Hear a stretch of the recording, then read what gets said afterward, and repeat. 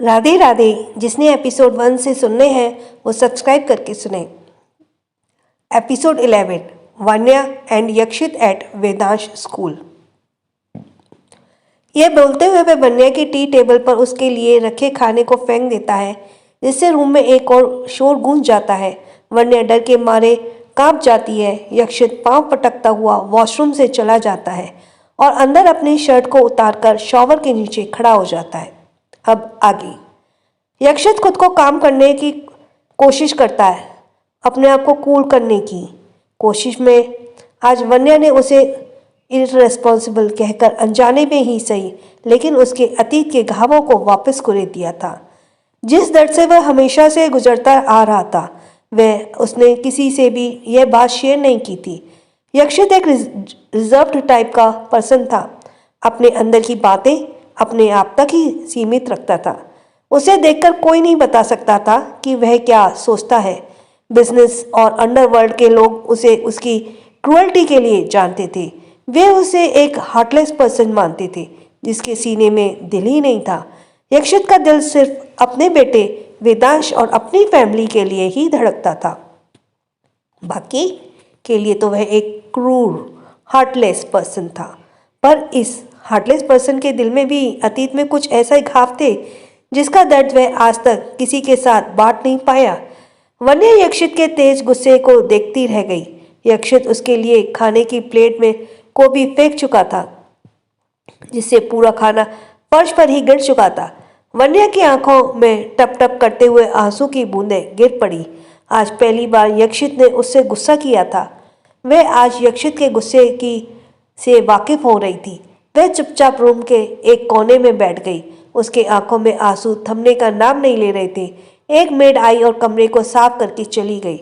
वन्या अभी भी कोने में बैठकर सिसक रही थी। यक्षित कपड़े पहनकर एक बार कमरे में आया। उसने अपनी सर्द आंखों से एक नज़र रोती हुई वन्या को देखा, फिर अपने लैपटॉप को लेकर स्टडी रूम में चला गया। काम करने के बाद वही स्टडी रूम में सोफे पर ही सो गया। वन्या रूम के एक कोने में सिसकती हुई वहीं सो गई। उसके गालों पर आंसुओं की एक लकीर खिंच चुकी थी। सुबह वन्या जल्दी उठ गई। वह फ्रेश होने के लिए वॉशरूम में चली गई। 1 घंटे बाद वह रेडी होकर बाहर आ गई। उसने आज एक जॉर्जेट की पिंक कलर की कुर्ती के नीचे वाइट पैंट्स पहने हुए थे। रेडी होकर वह नीचे हॉल से होते हुए गार्डन में चली गई। थोड़ी देर तक वहां बने टी टेबल वाले चेयर पर बैठ गई। फिर वह वापस मेंशन के अंदर आ गई। वह अनिल जी के कमरे की तरफ चली गई। अनिल जी जाग चुके थे, पर अभी भी बेड पर लेटे हुए थे। वन्या उनके कमरे में जाकर उनके बेड के बगल में एक चेयर पर बैठ गई। वह उसकी तरफ देखते हुए बोली, डैड, आप कैसे हैं? आपकी तबीयत? अनिल जी की नज़र वन्या की सूजी हुई आंखों की तरफ पड़ी। साथ ही उसका होश खिला खिला हमेशा की तरह खिला खिला चेहरा नहीं था। आज वह मुरझाया हुआ था। वे वन्या की तरफ देखते हुए बोले, बेटा क्या हुआ, तुम ठीक हो? वन्या अपने फेस पर स्माइल लाते हुए बोली, हाँ डैड, मैं ठीक हूँ। मुझे क्या होना था? अनिल जी वन्या के सिर पर प्यार से हाथ फेरते हुए बोले, अगर मन में कोई बात हो तो मुझे डैड से कह सकती हो। वन्या के मन में एक बात तो चल रही थी, आखिर यक्षित के पास में ऐसा क्या हुआ था जिससे उसके कल रात वन्या पर इस तरह से रिएक्ट किया। पर फिर उसे यक्षित और अनिल जी के बारे में एक दूसरे के लिए वे बिहेवियर देखकर वह डिसाइड किया कि वह इस बारे में वह अनिल जी से कुछ नहीं कहेगी। उसकी तबीयत भी अभी पूरी तरह से ठीक नहीं थी उनकी। इस सब को देखते हुए उसने यही करना ठीक समझा। वह अनिल जी की तरफ देखते हुए एक ब्राइट स्माइल करने लगी और बोली, नहीं डैड, ऐसी कोई बात नहीं है। आपने मेरे सवाल का जवाब नहीं दिया। अनिल जी पहले से काफ़ी बेहतर फील कर रहे थे। तुम जो मेरा ख्याल रखने की जिम्मेदारी ले रही हो ना, मुझे तो वैसे भी ठीक होना ही पड़ेगा। यह सुनकर वन्या भी स्माइल करने लगी और अनिल जी को फ्रेश होने के लिए कहकर वहां से निकलकर वेदांश के रूम की तरफ चली गई। वेदांश किसी छोटे प्यारे से खरगोश की तरह सो रहा था। उसे इस तरह देखकर वन्या को उस पर बहुत प्यार आ रहा था। वह उसके बेड के पास बैठ गई और उसके सिर पर प्यार से सहलाते हुए बोली, फिर उसके बालों पर 2-3 किस किया। और वेदांश वन्या की टच को अच्छी तरह से पहचानता था। वह समझ गया उसकी मम्मा उसे उठाने आई है। वह झट से अपनी आंखें खोल देता है और सामने वन्या को देखकर उसके प्यारे से गुलाबी चेहरे पर एक स्माइल आ जाती है। वह अपनी दोनों हाथों को आगे की तरफ कर देता है, जिससे वन्या उसे प्यार से झुककर हक कर लेती है। वन्या उसे हक किए हुए ही बोली, मेरा प्यारा बेबी, चलो चलो अब सुबह हो गई है, तुम उठ जाओ। ये कहते हुए वह उसके प्यारे प्यारे गालों को चूम लेती है। तभी वेदांश वन्या से अलग होकर अपने छोटी छोटी उंगलियों से वन्या के चेहरे को भर लेता है और उसके चेहरे को ध्यान से देखने लगता है। वन्या वेदांश को अपने चेहरे पे गौर से देखते हुए पूछ बैठी, क्या हुआ मेरे बेटे को? आप अपनी मम्मा के चेहरे को यूं क्यों देख रहे हो? वेदांश, मम्मा आपकी आंखों को क्या हो गया? आप इनमें स्माइल क्यों नहीं है? वन्या तो उसकी प्यारी सी समझदारी से भरी बातों को सुनती ही रह गई। उसके माथे को चूमते हुए बोली, किसने कहा आज मम्मा की आंखों में स्माइल नहीं है? अब मेरी आंखों ने अपने स्वीट बेबी को देख लिया है ना, अब ये भी स्माइल करना शुरू कर देंगी। ये कहते हुए वो वेदांश को उठाकर वॉशरूम की तरफ रेडी कराने के लिए ले जाती है। थोड़ी देर बाद वह वेदांश को बिल्कुल रेडी कर देती है। वन्या उसे टॉय वाले रूम में खेलने के लिए छोड़ देती है। फिर वह युवान के कमरे में आती है, जो अभी 8 बजे भी घोड़े बेचकर सो रहा था। उसे यूं सोता देखकर उसके पास जाकर उसे उठाने लगती है। युवान उठो, ऑलरेडी सुबह के 8 बज चुके, अब कब तक सोते रहोने का इरादा है? युवान नींद में ही मुस्कुराते हुए बोला, भाभी यार बस थोड़ी देर और सोऊंगा, फिर मैं अपने आप उठ जाऊंगा, पक्का। पर वन्या उसकी बात पर टिकी रहती है, नहीं बिल्कुल नहीं, चलो अब चुपचाप उठो और उठकर रेडी हो जाओ, वरना मैं तुम्हारी शिकायत तुम्हारे भाई से कर दूंगी। भाई का नाम सुनते ही युवान की नींद जैसे गायब ही उग गई। वह झटपट बेड से उठ गया और बोला, भाभी भाभी, भाई को बताने की कोई जरूरत नहीं है, मैं उठ रहा हूँ।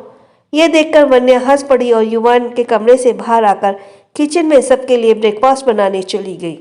यक्षित जब उठकर अपने बेडरूम में आया तो वन्या उसे नहीं दिखी। वह वॉशरूम में फ्रेश होने के लिए चला गया। थोड़ी देर में वह रेडी होकर ऑफिस जाने के लिए तैयार हो गया। वह ब्रेकफास्ट करने के लिए जब नीचे आया तो सब डाइनिंग टेबल पर बैठे थे, अनिल जी को छोड़कर। यक्षित अपनी चेयर पर बैठ गया। वन्या सबको ब्रेकफास्ट सर्व कर रही थी। वेदांश वन्या की बगल वाली चेयर पर बैठा था। वन्या यक्षित और वेदांश के बीच वाले चेयर में बैठी थी। वन्या यक्षित को भी ब्रेकफास्ट सर्व करने लगी। यक्षित को देखकर उसे कल रात की बातें याद आने लगी, जिससे उसका चेहरा मायूस हो गया, पर वह खुद को बाहर से नॉर्मल दिखाने की कोशिश करने लगी। यक्षित तो कब से वन्या को नोटिस कर रहा था। वह भी समझ रहा था कि वन्या जबरदस्ती खुद को नॉर्मल दिखाने की कोशिश कर रही है। वेदांश आज अपने छोटे छोटे हाथों से खुद से ही खाना खा रहा था। वह भी उसे उसकी मम्मा ने सिखाया था। यक्षित नोटिस कर रहा था कि पहले वेदांश खाना खाने में पहले कितने नखरे किया करता था। सभी मेड्स और केयर टेकर्स जो यक्षित के वेदांश के लिए अपॉइंट किए थे, उन्हें अपनी उंगलियों पर नचाता था, पर वन्या उसे आसानी से खाना खिला देती थी और अब वह उसे अपने हाथों से खाने के लिए भी सिखा रही थी। यक्षित को पता था कि इन सब के पीछे कौन है। सबको ब्रेकफास्ट सर्व करने के बाद वन्या वहां से अनिल जी के कमरे की तरफ जाते हुए बोली, मैं डैड को भी ब्रेकफास्ट करा देती हूँ। चैतन्य जी उसे रोकते हुए बोले, बेटा पहले तुम ब्रेकफास्ट कर लो, फिर अपने डैडी को करा देना। वन्या ने दादाजी की बात नहीं टाली और बैठकर ब्रेकफास्ट करने लगी। यक्षित देख पा रहा था कि वन्या को सबकी कितनी फिक्र है। ब्रेकफास्ट के बाद वेदांश यक्षित के पास जाकर बोला, डैडी आज स्कूल में सबके मम्मी डैडी सिंगिंग और डांसिंग कंपटीशन में आने वाले हैं, आप भी मेरे साथ चलो ना। वेदांश अभी नर्सरी में था। आज टीचर्स ने नर्सरी के बच्चों में एक डांसिंग और सिंगिंग कंपटीशन रखा हुआ था, जिसमें सबके मॉम डैड आने वाले थे। वेदांश अपने डैडी से रिक्वेस्ट करके आस भरी नज़रों से उसकी तरफ देखने लगा।